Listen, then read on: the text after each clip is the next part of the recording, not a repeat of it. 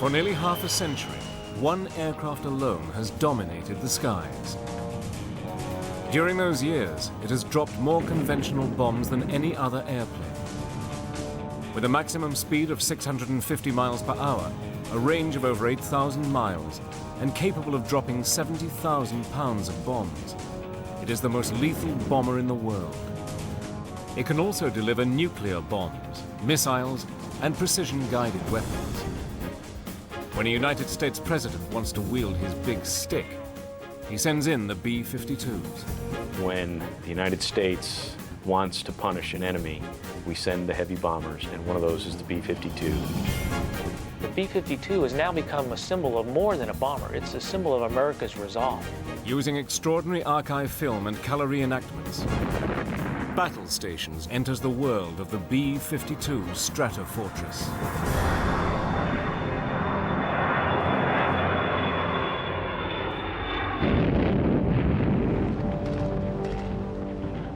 As far back as World War I, the use of aircraft as a means of delivering explosives was accepted as an effective way to strike at the enemy. As aircraft became bigger, so too did the amount of bombs they could drop. With the outbreak of World War II, Adolf Hitler unleashed his bombers, smashing enemy territory in advance of his armies. But as the tide of war changed, it was the Allies who used the bomber to its full destructive potential. With raids of 1,000 bomber aircraft at a time, Allied heavy bombers such as the British Lancaster and the American B-17 proved their superiority by pounding Nazi Germany into submission. Japan, too, was systematically destroyed by vast armadas of American B-29s. In early August 1945, 2 bombs were dropped that changed the face of war forever. And with it, the birth of one of the most terrifying instruments of war, the nuclear weapon. For the first time in over 6 years, the world was at peace.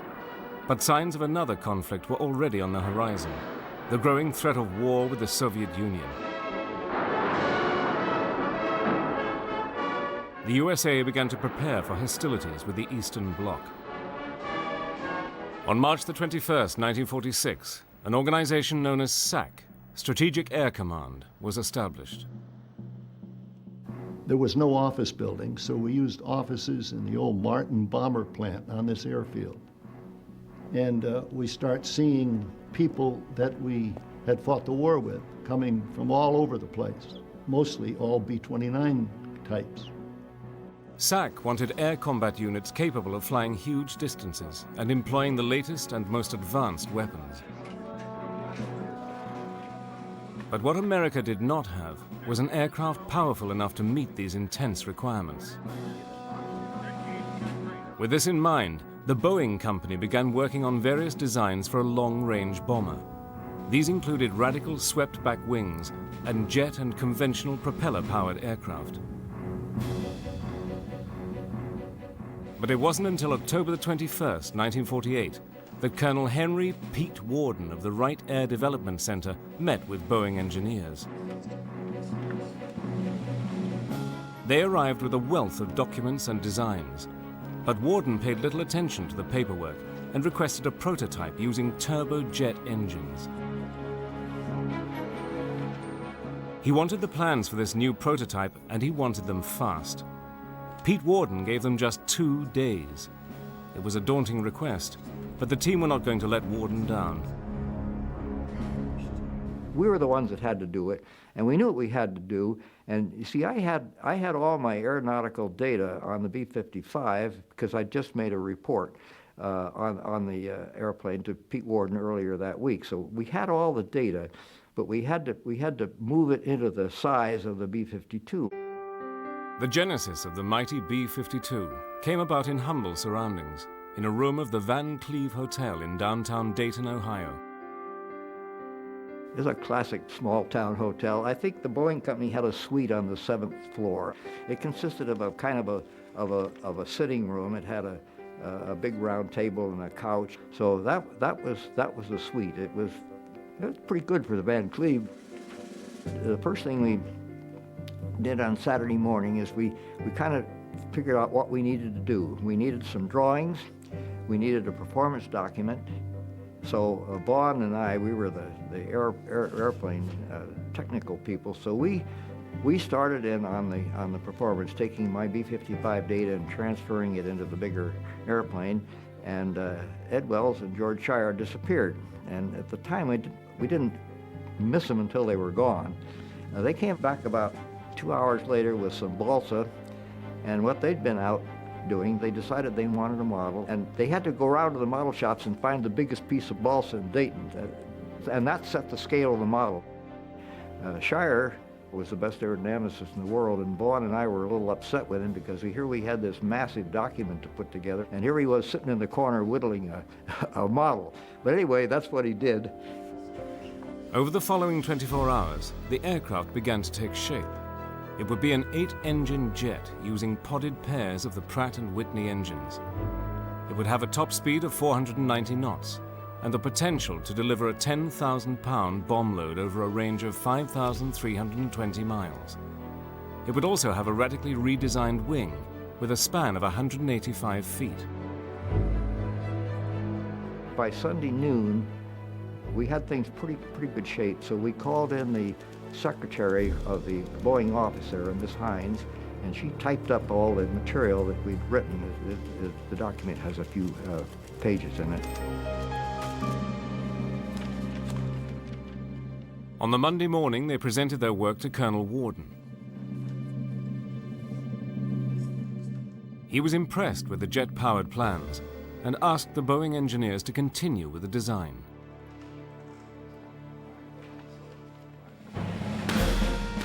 Endorsement of the aircraft didn't happen for another 3 months, but in January 1949, production started in Seattle.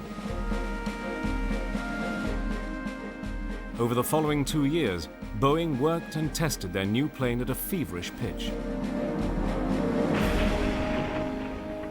Nowadays, they have what they call computational aerodynamics, and they can do it with a computer. But in those days, the wind tunnel was the way we did it. And that's why it took about a year of wind tunnel testing. That was mostly in figuring out how to put the engines on the wing. And the data turned out to be okay. On April the 15th, 1951, the B-52 was wheeled out. Called the YB-52, it was prepared for its maiden flight at the Boeing field. We knew we had a winner before we flew it. The first flight, on the airplane, I was really excited about that. It had taken 7 years from the initial United States Air Force request for a new bomber to get the B-52 on the runway. It didn't look like any other airplane, but I'd been deeply involved in the testing in the wind tunnel, and I knew it should fly, but when it finally took off, the flaps hanging down the swept wing, and I was real happy to see it disappear over the horizon. Engines look normal. The test flight entailed checking out the airplane and checking out the systems. Now, like for instance, the control forces turned out to be many times greater than what they should have been. And so it took both of us to turn the airplane under certain conditions. All you have to do is fly upside down. Now we'll try. The flight lasted 2 hours, 51 minutes and ended with a perfect landing at Moses Lake. Feels like an airplane now. It was universally agreed that Boeing was onto a winner. Over the next 3 years, Boeing and the United States Air Force tested, developed, and refined the aircraft. Many improvements were made. One of the most noticeable was by the head of Strategic Air Command, General Curtis E. LeMay, that they changed the crew seating configuration. Now, the first airplane did not have the right cockpit on it. General LeMay decided he wanted a side-by-side cockpit. And we didn't have the time to hit the first airplane. So the first 3 or 4 airplanes that came off the line were B-52Ys, I think, and they had the tandem cockpit. Finally, in 1955, the new B-52 was revealed to the public and ready for active service. But the Soviet Union had by now developed its own atomic and hydrogen bombs, and America desperately needed a heavy bomber to strike back if necessary. Would the B-52 fit the role so urgently needed by Strategic Air Command?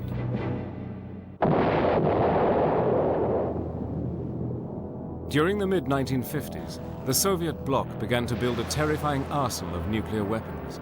America was determined to provide a deterrent, to prevent the Soviet Union from ever using their bombs. This era of the Cold War now needed a strategy. We initiated and developed and planned and wrote the first nuclear war plan. It was a SAC war plan, but it became a national war plan. It was into this uncertain and highly charged environment that the B-52 came into service with the Strategic Air Command. Early B-52s had a 6-man crew, on the upper flight deck with a pilot, co-pilot, and electronic warfare officer. On the lower deck were the radar navigator bombardier and navigator. In the rear of the aircraft was the tail gunner. Crammed throughout the wings and fuselage were the fuel tanks. And along the lower fuselage were the massive bomb bays. For some of these elite crews that SAC had selected, it was the first time they'd ever seen a B-52. When I walked around a B-52, and I thought, wow, this is really cool.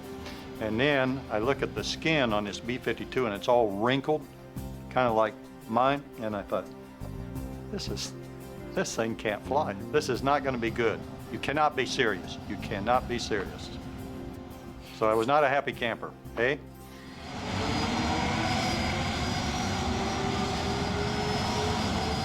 I was just absolutely awestruck by the sound, the noise, the motion of the airplane, but it did fly and it flew very well. It took a lot of strength and very fatiguing. Imagine yourself told to drive a big 18-wheeler or Mack truck down the highway. Not only down the highway, but into the neighborhood and around the corner and back it up. And that's what a B-52 feels like in comparison, say, to an F-4 fighter, which is like driving a Lamborghini. You put the throttle forward on all 8 engines. The entire airplane shakes. You have this noise, and it's sitting there on the end of the runway. Everything's vibrating. You know, it's almost like a sprinter ready to take off. And then you get moving, and it slowly starts accelerating, and then gets a little faster, and a little faster, and a little faster. And then you have about a 12,000-foot runway, and you finally take off, and you lumber up, nose down, you climb until you reach your altitude and go on. But the first time, it's really an exhilarating experience. The B-52 wasn't necessarily difficult to land and take off the airplane, except in a crosswind crab system where you could dial in the crosswind crab so that you could land the aircraft while it was pointed relatively into the wind, but you were flying actually sideways. So it was a very unusual and spooky sequence. As US military thinking developed during the Cold War, the greatest fear was of a sudden preemptive Soviet strike. So SAC ensured that 12 B-52s, fully armed with nuclear weapons, were airborne 24 hours per day, 365 days per year. The plan was known as Chrome Dome. It was the plan in the Cold War to arm the bomber fleet with nuclear weapons and achieve a high state of readiness and comply with our national policy, which was to encircle the Soviet Union. Operation Chrome Dome had B-52s flying 3 basic routes. A northern route across North America and Canada, past Newfoundland and Iceland, up past Greenland and the Arctic Circle, across Alaska, and back down the western side of the US. A southern route across the Atlantic, orbiting the Mediterranean, then back to the US. And one B-52 constantly on patrol over Greenland, 24 hours a day. Each patrol was designed continuously to monitor critical targets in the Soviet Union that would never be more than 2 hours flying time from a patrolling B-52. But these missions, some as long as 26 hours, took incredible stamina on the part of the crews. Sitting in an injection seat, you had a 35, 40-pound parachute on your back. You were wearing a helmet, fairly heavy, and thermal underwear. You may have heavy boots. You have a winter flight suit or a summer flight suit. It was normally dark down there because you needed to have good visibility when you're watching the radar scope. Most of the times it was cold, a negative 55 degrees. And of course, the skin of the airplane, some places wasn't that well insulated. And then you add on top of that your high altitude, your low ambient humidity, and you would lose a lot of moisture. There were many times that I would lose 5 to 10 pounds, usually just in water, from a long, stressful mission. It was very cramped. We had air mattresses. You could lie down and rest. Obviously, the one pilot would be flying the airplane, one navigator navigating. We early on had a small oven where we could cook what was I characterize as an early TV dinner. We had a hot cup where you could have coffee or heat up some soup, and we had box lunches as well. Although with a range of over 8,000 miles, the Cold War B-52s had to refuel twice on each mission. But with these massive aircraft, each refueling was a maneuver fraught with danger. You are in very close proximity to the airplane. And you imagine driving down the highway and you like to have 2 seconds between cars. Well, we're talking maybe 20 feet between the airplane that's above you and the bomber right below. And at a fraction of a second, if you hit an air bump or some kind of clear air turbulence, you have the capability, of his tail coming down and your nose going up. And yes, it could ruin your whole day. The boom operator in a tanker, he flies the boom. You had to fly the B-52 into this envelope, into this narrow airspace under the tanker that the boom operator liked. And some boom operators were so damn picky that if you didn't have it within a foot where they wanted you, they wouldn't stick the boom in. And I'd say, put the damn thing in, you jerk. Any time of the day or night when you were the pilot and were air refueling, taking on at least 40,000 pounds of fuel, when I finished, my body would be wet, just absolutely soaked. Perspiration. From October the 1st, 1957, during normal periods of readiness, 40% of SAC's bomber force was on continuous ground alert, ready to get airborne at 15 minutes notice. When that klaxon went off, of course, you never knew for sure whether it was a training exercise or whether it was a real thing.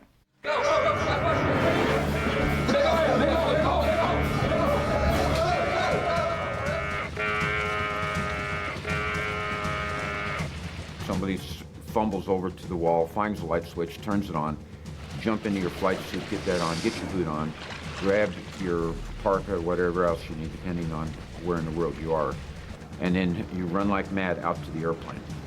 And then the heart starts beating and the adrenaline starts, because you don't know what's going to happen. And the next message may be the, call to go to war. Despite the hardships and training, the reason why the crew's alertness was so vital was that every B-52 was armed with up to 4 thermonuclear weapons.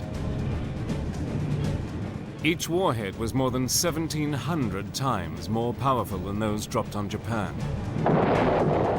And if they were needed, then only the president could order them in.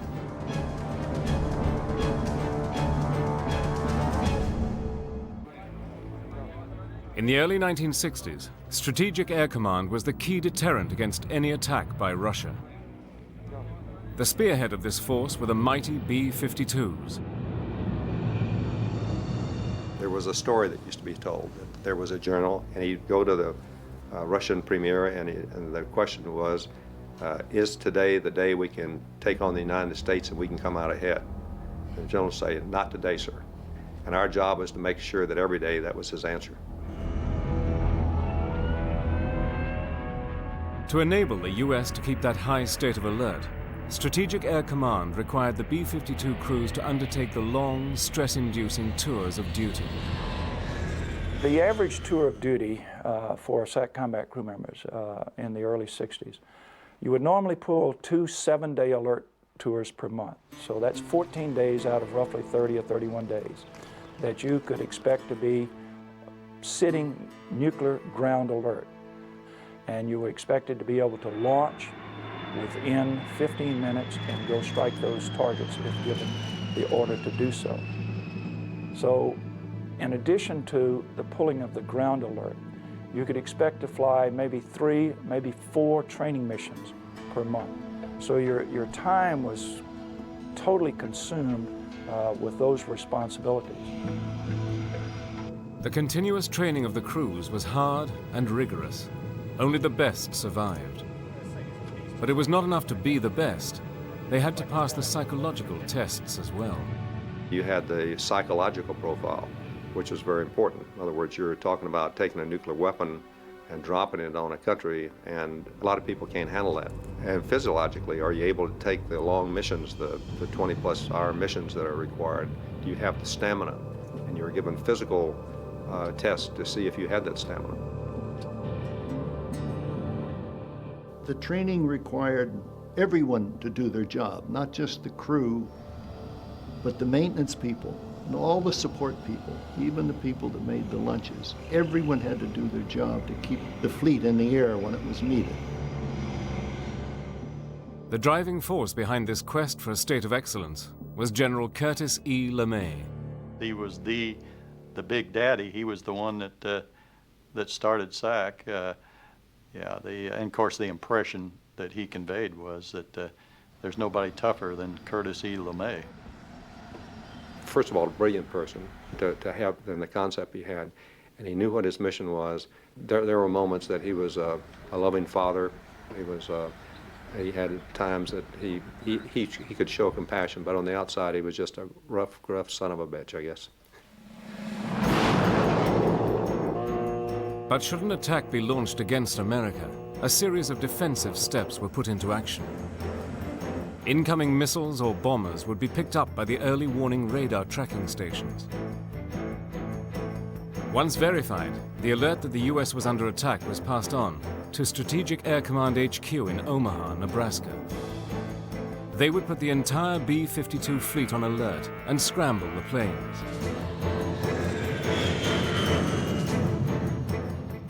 SAC would then consult with the White House.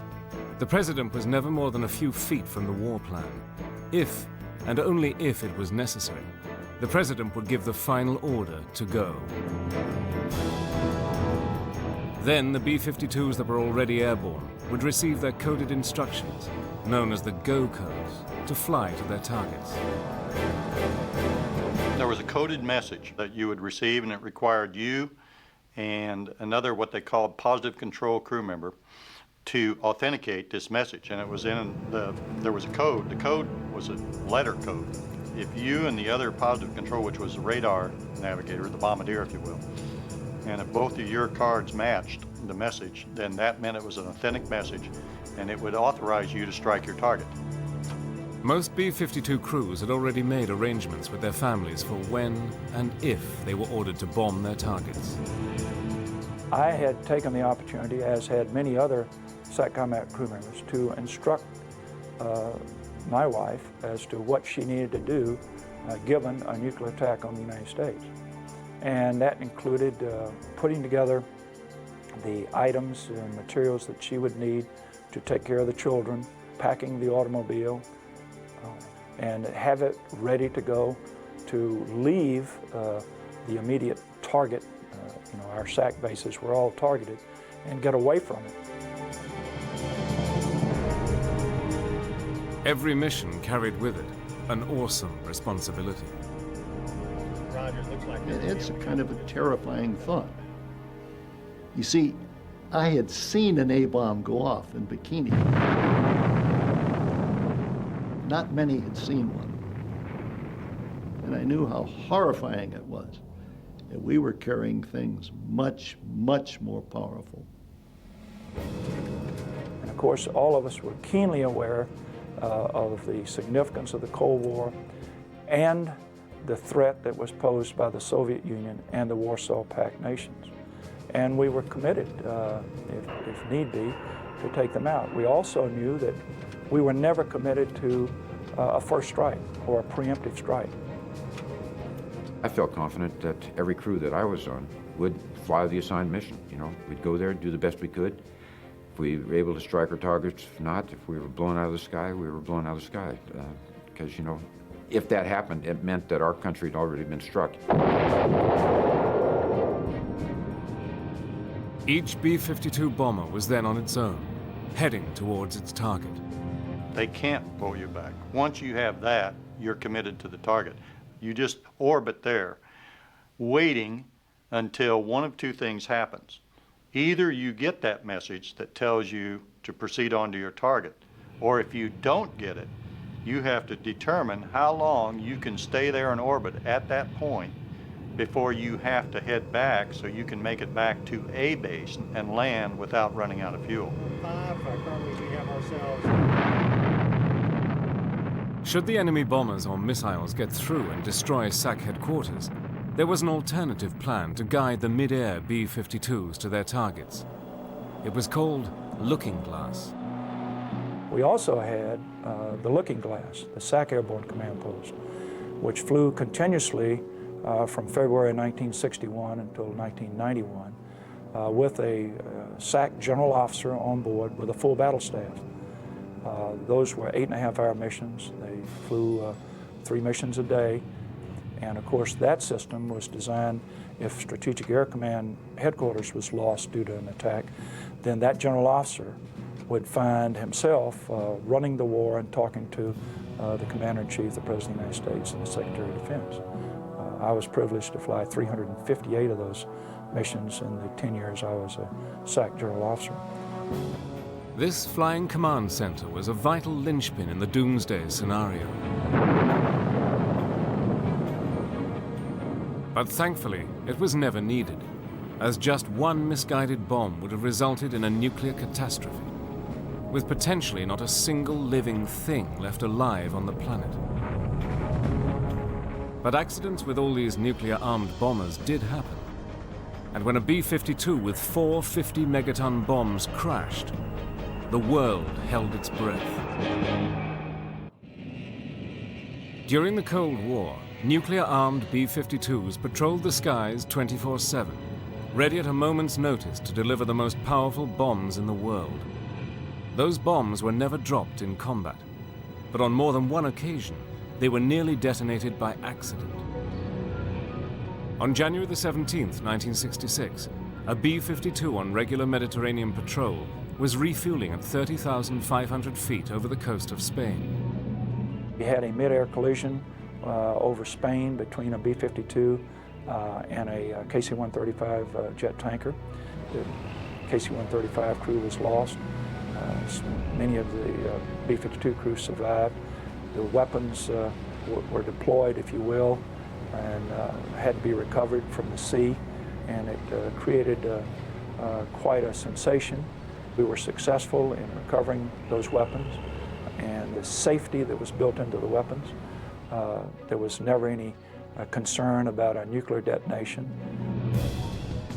After another incident in Greenland, neutral governments began to object that B-52s armed with nuclear weapons were flying over their territory. The risk of a catastrophe was too great. And the introduction of intercontinental ballistic missiles, ICBMs, and nuclear submarines had given the United States an alternative retaliatory arsenal. Those events created such a stir on the world scene that Strategic Air Command and the civilian leadership of the United States decided to stop them, to curtail that operation. In September 1968, the air alert system of Chrome Dome was decommissioned. For the men who had flown those missions, the B-52 had fulfilled its role as a world peacekeeper. Looking back on it, I don't regret the 17 years I spent in SAC. I think we did a lot for our country. I think one of the things we're talking about is that most people think the Cold War just ended. It doesn't. We say that SAC won the Cold War. For over 10 years, the B-52 had patrolled the skies, waiting for the go codes that fortunately never came. But its days as a bomber were not over. It was about to take on a new mission over Southeast Asia.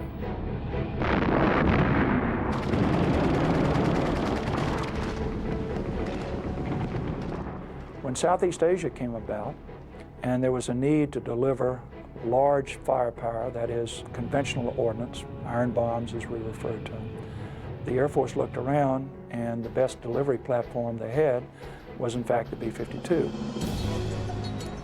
In March 1965, in the escalating conflict in Vietnam, President Johnson gives the go-ahead for Operation Rolling Thunder, the bombing of North Vietnam. Again, the B-52 is mobilized, and again it is modified to conduct its mission. We modified the B-52D models with what we call the big belly modification to the point where between external and internal carriage, they could carry 108 750-pound bombs. From 1965 onwards, the B-52D big belly versions would carry the burden of the conflict single-handedly, until joined by the B-52G versions in the final stages of conflict. Between 1965 and 1968, in Rolling Thunder, B-52s flew more than 2,000 sorties and dropped over 630,000 tons of bombs. This was the first time that the B-52 had entered the theater of actual warfare. I had already told my crew, if we get hit, we're going to ride that airplane until it blows up. I didn't think they'd be taking any prisoners. When you were flying over there, it was a large, non-stealthy airplane. When you would put a radar scope on it, it would stand out almost like a flashlight because of the sides, it was metal sides, and it would reflect radar energy. That's why there were so many ECM, electronic countermeasure aircraft flying with the missions and the electronic countermeasure officer on board. But still, even with that, it was pretty much a sitting duck at high altitude.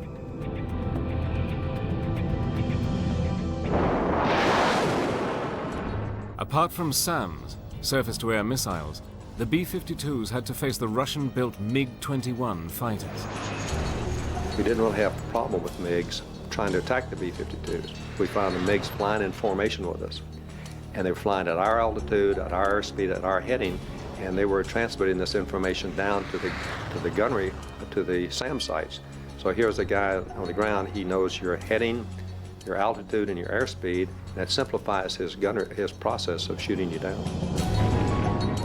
By 1970, the heavy bombing also extended outside Vietnam to Cambodia and Laos. Sortie rates had risen to over 3,000 a month. But the best-known manifestation of the massive U.S. air effort in Vietnam was still to come. It would bring losses of aircraft and crews to the B-52s, the like of which they never before had to face. By 1972, the conflict in Vietnam was raging, and peace negotiations had reached a stalemate. So a major escalation of the B-52 bombing was ordered, Operation Linebacker 2. This was to be the systematic bombing of key objectives in North Vietnam.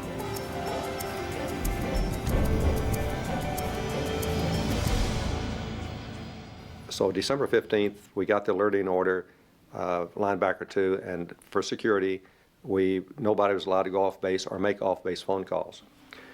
And so we were told to prepare for a 3-day maximum effort mission with the possibility of extended indefinitely. And at that time, we were told the targets would be Hanoi. Normally, when you briefed, you had a cell, 3 B-52s, 18 people, and usually they were talking to each other and the briefer's trying to brief, and nobody pays any attention to him because it's the same briefing every day. And we go in this room, the room's packed with crew members. And this briefer could have spoken without a microphone, in a whisper, and everybody in the room would have heard every word he said. It was so quiet in that place. The thing I remember is looking around and I thought, you know, some of us probably aren't going to be alive. Some of us are going to be dead in 4 or 5 hours. We're not coming back. 3 days into the operation, on the evening of December the 20th, John Ewell's B-52 was making its bombing run over Hanoi when it came under attack by SAM missiles. To see these lights, these little spots of light, and then as they came up through the undercast, you could see the rocket plume of the engine of the surface-to-air missiles. And there were a lot of surface-to-air missiles coming up, a lot. Check left, check left. I got it. E-Dub, are you targeting anything? We've got something off the nose. Just about 5 seconds before bombs away. And I looked out and there's this, I could just see this huge SAM right off the nose of the airplane. I thought, get above us before you detonate. Check left, check left, check left. I got it, I got it, I got it. We got a SAM tracking up off the nose. It looks like it's going to detonate above us. Okay, it looks like it blew in part of your windscreen there. The next thing I knew, the airplane was in a 30-degree bank. All the windscreens were completely shattered, but intact. And half the red lights in the cockpit were on. So I thought, well, I'm going to try to level the wings, but probably won't be able to. Out on the left wing, I see fire. I look out there, and my number 3 and 4 engines are on fire. And just as I'm looking at that fire light, the second SAM hits the airplane. Another one coming up off the nose. Obviously put a pretty big hole in the crew compartment because we had explosive decompression. We lost our pressurization, and the noise was deafening. It was just like you were standing next to a train that was going by on a track at 80 miles an hour, just deafening noise. Now I look out and the engines aren't just on fire, now the wing's on fire. I'm trying to decide, do we stay with the airplane until that wing stands? So I thought, I better get the crew out. And the way I did that is there's an emergency bailout light in front of each crew member, and you have a guarded switch which the pilot can activate. And when you hit that switch, it turns that red light on in front of each crew member, and that means eject. It's a kick in the butt when that thing fires, and I thought, this is not a good day. John Ewell was captured by the North Vietnamese and taken to the infamous Hanoi prison camp, nicknamed the Hanoi Hilton. After 3 days of solitary confinement, Ewell was on the receiving end of a B-52 bombing raid. And I can remember being huddled back in the corner of that cell with my fingers in my ears as deep as I could get them, and I just knew my eardrums were going to rupture. And the plasters falling down from the ceiling in the cell, and there are wooden shutters over the bars on the door, and they're like they're made out of cardboard. They're flapping back and forth from the concussion from these bombs. And I'm sitting there thinking, 3 nights ago, I was up there dropping those bombs. The way I'm going to check out is being bombed by my buddies who I was up there bombing with 3 nights ago. Isn't that ironic? December the 20th was the most intense night of Operation Linebacker. 6 B-52s were destroyed, and 17 airmen lost their lives. After 93 days of captivity, John Ewell was finally released. But for him, his savior was the B-52. That B-52 was such a sturdy airplane, such a tough bird, that it took 2 direct SAM hits, and I was in it for at least 50 or 60 seconds trying to decide whether to bail out or stay with it, and all my crew got out. Everybody survived. During Linebacker 2, the B-52s flew over 700 sorties in North Vietnam. They kept up the most sustained heavy bombing of the war, dropping over 15,000 tons of ordnance. They destroyed 1,600 military installations, 10 airfields, 500 railway tracks, 3 million gallons of petroleum, and 80% of all electrical power. But for the SAC crews, a high price was paid to complete that objective. Over the 11 days of the operation, 15 B-52s were shot down by SAM missiles. Of the 92 crew aboard these planes, 61 went down over North Vietnam. Roughly half were killed and half were taken prisoner. Hanoi could not take a further battering, and a ceasefire was signed. In March 1973, the last American troops left Vietnam.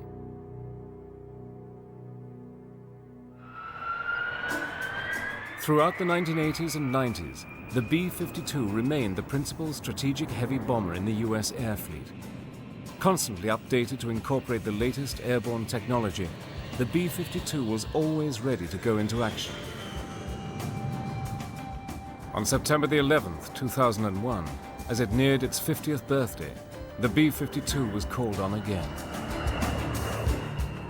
On the 11th of September, we were in the middle of an exercise and we watched the airplane hit the second tower, at which point we knew then that this was not just an accident, that it was an attack on the United States.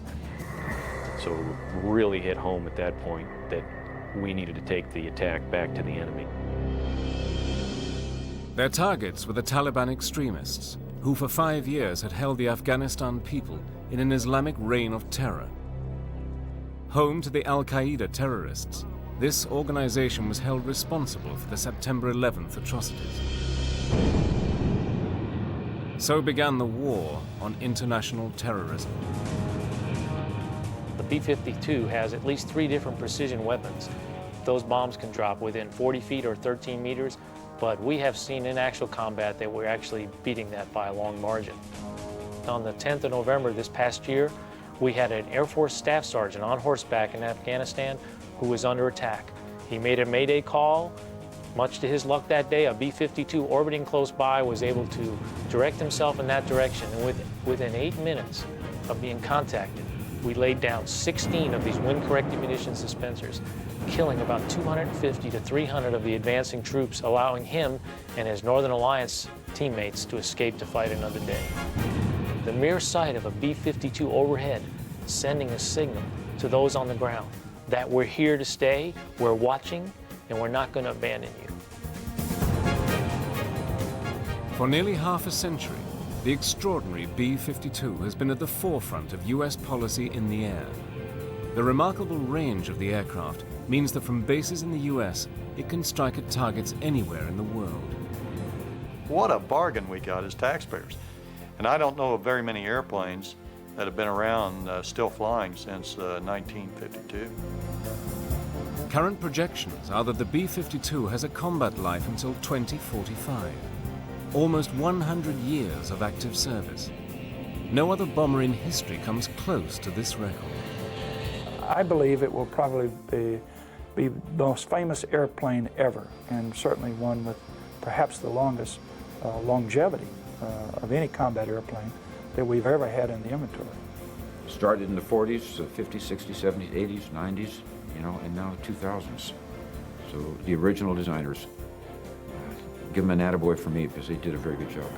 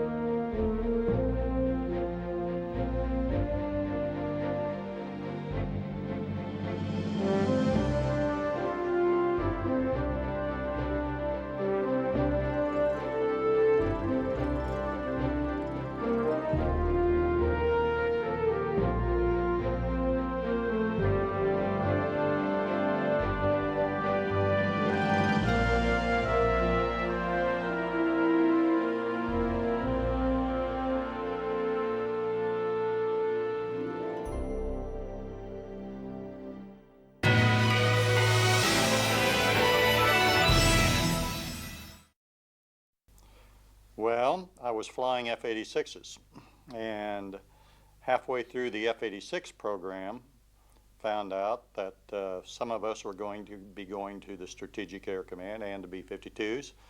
And I was one of the fortunate ones that ended up in B-52. So I was not a volunteer to go to the B-52. I went against my will, but that's how I ended up in SAC and B-52s. And again, the way I looked at it was, I said, okay, look, for the last 4 or 5 years, you've been doing something that you would have paid the Air Force to do. If they didn't have to pay you, you would have paid them. For the navigation, the assignment I had as a navigator, for pilot training, for flying the F-86, I would have paid them to do it. They were doing just what I wanted to do. And I thought, now I see what they were up to.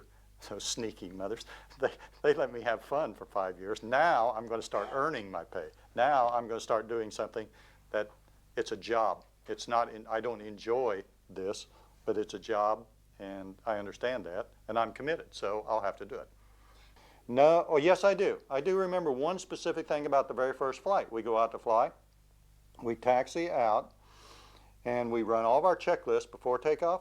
We're sitting there on what they call the hammerhead, the area just before you go on the active runway. We're sitting there. So I turn around the IP and I say, what's the problem? Why aren't we taking off?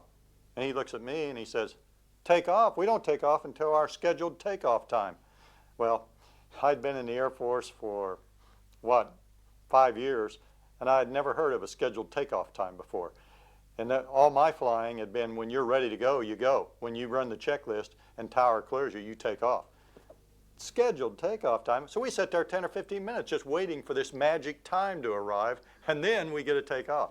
So that was that's what I remember about my first ride. I don't remember too much about the airplane, but I do remember later on, as we're going through the training, my pilot, I'm the co-pilot of course, and my pilot who is upgrading to pilot, he's been a co-pilot, he's out there getting his upgrade training, and he's great in every respect except refueling, and he is having a lot of trouble refueling.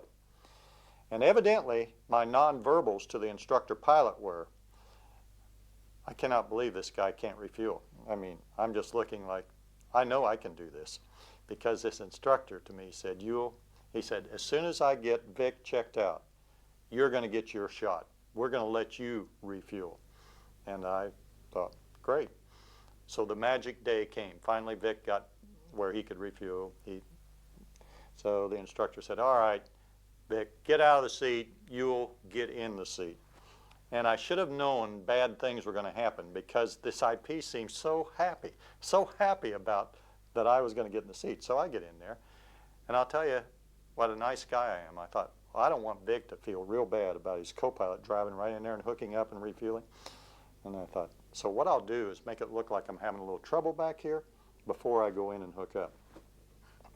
Because I'm thinking, this is straight and level in trail. Now in F-86s, I mean, when you flew in trail, you were usually chasing the guy. You were on your back, you were climbing, you were doing everything. So, and it wasn't that tough to stay in when you're flying in trail. And I thought, that tanker's on autopilot. He's maintaining a constant heading, airspeed, everything else. Should be absolutely no problem. I end up almost wingtip to wingtip behind that airplane. I go from supreme confidence, in a period of probably 3 or 4 minutes, I am so confident that I can drive in and hook up. Within 3 minutes, I'm saying, I don't give a damn. I could fly this airplane for 20 years and I'll never learn to refuel it. This is ridiculous. I couldn't get close to that tanker. I was just back and forth, back and forth. I could not stabilize the airplane when I was getting close. And the instructor pilot just loved it. He loved every minute of it. He said, oh, you're doing great. What a wonderful job of refueling. The EW later told me, he said, John, he said, I thought you were going to kill all of us. I thought we were all going to die. He said, I could feel the airplane going through all this thing. Yes, it was, when that klaxon went off, of course, you never knew for sure whether it was a training exercise or whether it was a real thing, and that is true. After a few years of pulling alert, though, and usually I'd say during a normal alert tour, and at the base I was at, that was 7 days, and it varied from base to base. But a 7-day alert tour, you might have 2 or 3, maybe 4 alerts during the week you're on, and of course, obviously, all practice, except they weren't all practice. In my 6 years, I had one that was not a practice. and this was a malfunction with the B-Muse. It was a combination of three things, as I understood it. The B-Muse, which was the early warning up in Alaska, and they had some malfunction with that. Then there were, I guess they thought flights of geese or something flying. Anyway, the command thought that there may be incoming aircraft, and so they had their procedures to follow. If they thought they saw airplanes coming in from Russia, then they were to get us. This particular message it came across was not to launch us, but it was to get us out the end of the runway with the engines running. And the other thing that was a clue was the practice klaxons were usually during daylight hours. I can't remember one ever after 9 o'clock in the evening. And this one happened about 4 o'clock in the morning. When this klaxon goes off at 4 o'clock in the morning, that really got all of our attention because that just never happened. So we run out the airplane, we crank up the engines, we crank the radio up, and we hear this message, which is not a practice message. And so we're taxiing out and we think, whoa, now this changes your whole attitude. And the way I can relate this to you, it just so happened on this particular morning when we got this, we had a brand new navigator, his first tour on alert, first alert tour.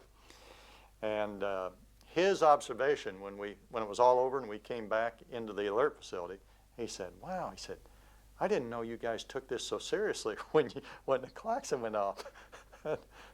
We had to explain to him that this was not a normal klaxon response, that it was really, it was a real thing. Quite an interesting event, for me anyway. We were at a party at the officers club, and in the middle of the party, the wing commander says, all right, everybody go home, go into crew rest, and be prepared. And we knew about the Cuban Missile Crisis. I mean, we knew that it was a high state of readiness for the country. So it was really no big surprise that we were to go into crew rest and to stand by for whatever's going to happen. Well, the next thing that happened was, okay, we're picking up airborne alert along with a lot of other wings that weren't into it right then because of the increased readiness for the whole command. So we take off, I think the second day of the missile crisis. We're airborne on our way on a airborne alert, Chrome Dome. And I'm a co-pilot at this time. And it's about, I'd say 2 or 3 o'clock in the morning, out over the Atlantic on the way to Spain to hit the tankers. And the pilot's asleep, I'm up front, and all at once I see a real bright light out in front of the airplane. And we're out over the middle of the Atlantic, and the sky is starting to turn bright. And I thought, oh my God, somebody is dropping nukes. They've already started to drop nuclear weapons somewhere. And those must be, the Russians must be hitting our bases in Spain. That's what I thought I saw. And I get on a radio and I call the number 2 guy. We usually flew in 2-ship cells. I called number 2 and I said, and I think the co-pilot, or no, the pilot was awake. Anyway, I call him, I say, do you see what I see out in front? And he said, yes, I do. And I said, have you heard anything on the radio? Because we should have been getting a message saying, strike your targets. And he said, I haven't heard a thing. And about that time, through this undercast comes a full moon. It was a full moon. But it was undercast below us, and all I could see was this light. I had never felt so relieved in my life when I saw that it was a moon. I'll tell you, I was terrified. I was terrified when I saw that moon before I knew it was a moon, and that sky lighting up when it shouldn't have been lighting up. I just knew that World War III had kicked off. You know, I don't remember, except for the Cuban Missile Crisis, that was very stressful. But the rest of the time, even on the airborne alerts, I don't remember it being that stressful, except, like say, night refueling sometimes, if you were in weather and having to get to fuel at night, and landing at night and weather maybe a problem. Other than that, I didn't sense it so much, but I did sense it years later in my civilian job. And when I worked for the United Way, and we'd have a campaign, and there was a dollar goal set, and at the end of the at the last week of the campaign trying to reach this dollar goal, and everybody, all my coworkers would be so stressed out. And I thought, what is the big deal here? You know, so what if we don't make this goal? So what? And you know, to them, this was life and death. And then it finally dawned on me. I thought, you know what? This is probably the most pressure they've ever been under in their lives, is this. And I thought, oh, wow, what a way to go through life. And I told one of them once, I said, you want to know what pressure is? How about being a 30-year-old aircraft commander of a B-52 with nuclear weapons on board, and you got a problem. You got a real big problem. That's pressure. And so at the time, to answer your question, at the time I didn't really think, except for those exceptions I mentioned, like the Cuban Missile Crisis, the others. But it wasn't until years later that I looked back on it and I thought, hey, that was some pressure I was under at that time, but I don't recall it now as being that great.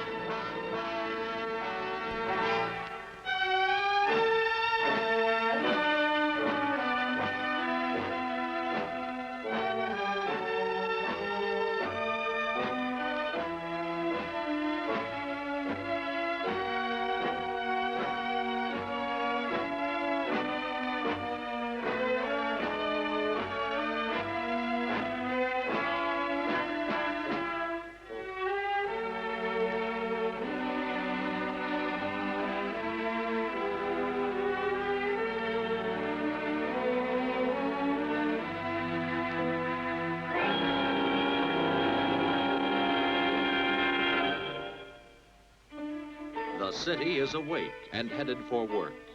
Most of the occupants of these cars know that when 5 o'clock rolls around, they can head for home. Most of them. But a few, like the man in this car, will have to work a little longer. Maybe by noon tomorrow his job will be done. Maybe. But no one, especially him, will lay bets on that. And he wouldn't have it any other way.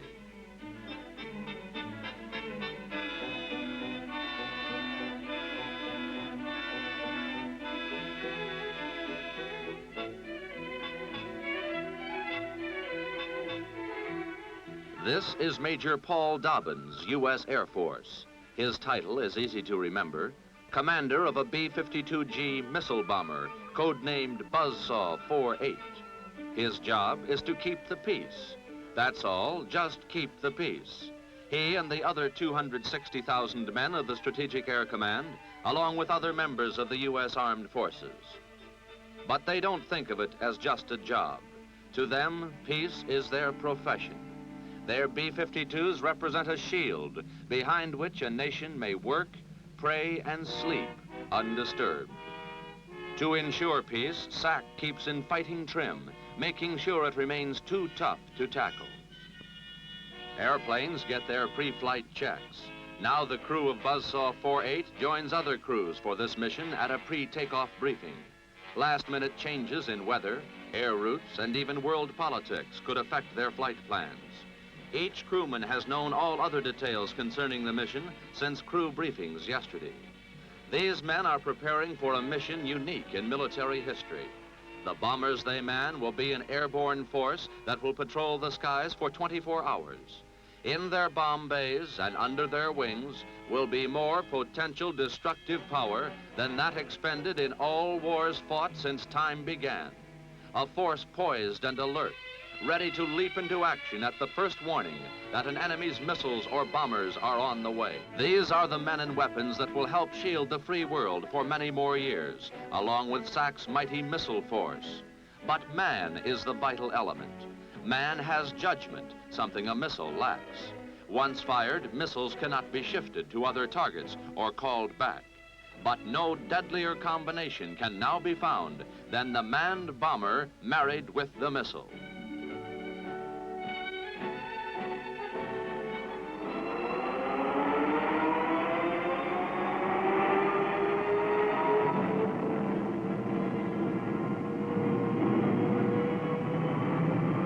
Tower, this is Buzzsaw 48.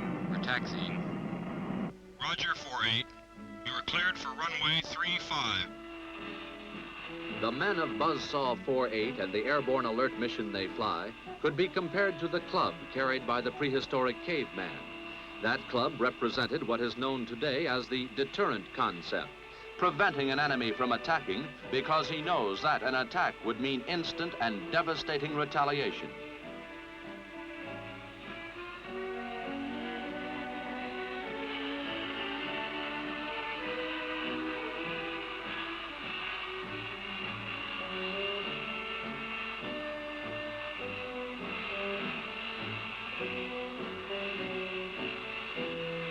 Tower, this is Buzzsaw 48. We're ready for takeoff. Roger, 48. You are cleared for takeoff.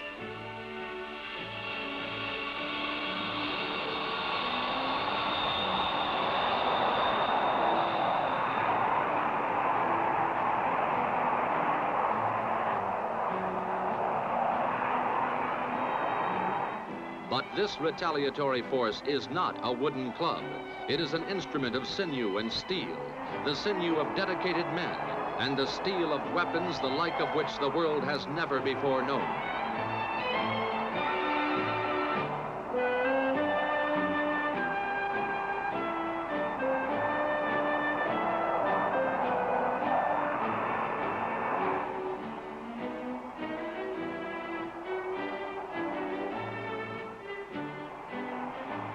Now the mission begins. Operation Skywatch, a 24-hour hack, any minute of which the order to attack might be given.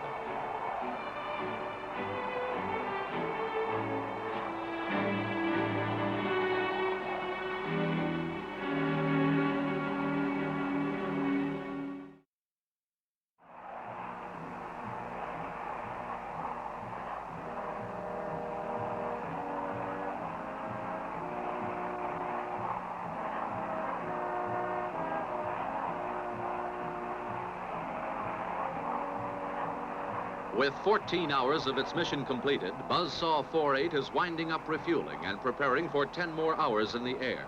There is no practice on these missions. The airborne alert planes have but one purpose: retaliation if war begins. But let's go back to the time before these men were assigned to airborne alert, a training period in which they underwent long, grueling hours of practice to qualify as combat crews. In those days, one goal stood out above all: hit the targets every time. AC, this is Navigator. Go ahead, Jack. The heading to the IP is 110 degrees.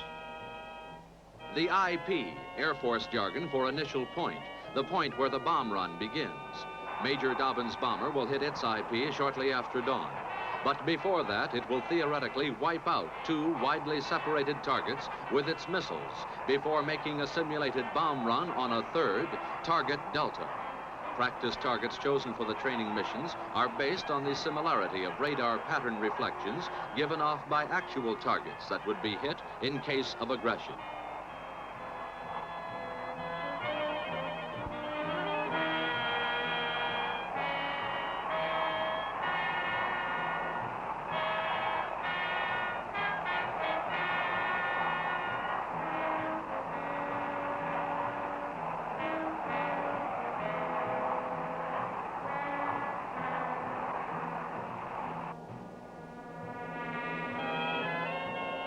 This is Navigator, AC.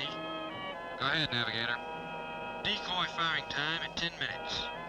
Initial launch of assault missiles in 18 minutes. Okay, Jack. Coordinate all firings on schedule. Decoy missiles? If the missile bombers ever thunder into enemy territory, all weapons will be trained on them. In defense, a number of small decoys will be released by the bomber. Each will give off the same radar impulses as the B-52. Result, instead of one B-52 streaking to target, ground radar screens will show several. The enemy must then decide which is the real bomber. By the time he decided, the targets would be in ruins.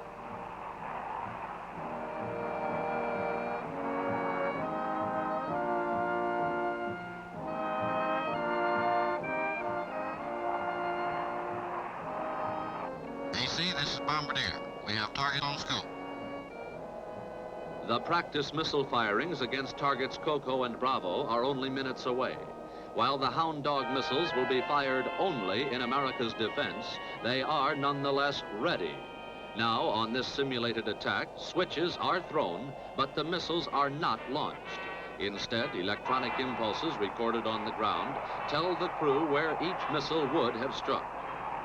But here is what the two nuclear-armed missiles, and later the new air-launched ballistic missiles, could do if the firing switches are ever thrown in retaliation. Two strategic targets many hundreds of miles apart would be leveled, while Buzzsaw sped on to drop its bomb load on a third target.